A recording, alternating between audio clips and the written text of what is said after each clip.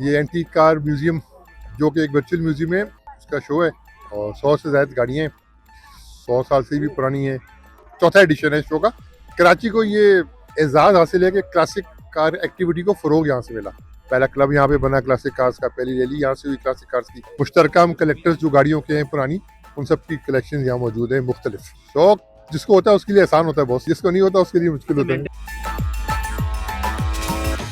ये वॉक्सवैगन की माइक्रो बस होती है, जर्मन में इसको T2 कहते हैं। ये हमने इसको पूरा तैयार किया है कराची के अंदर, पाकिस्तान में अल्हम्दुलिल्लाह, और इसको कैंपर वैन के अंदर हमने कन्वर्जन करी है। इसके अंदर आप वो देख रहे हैं, टेबल देख रहे हैं, इसके अंदर सिंक है, इसके अंदर स्टोव है, ये आप देखेंगे इसका स्टोव है इसके अंदर, ठीक है।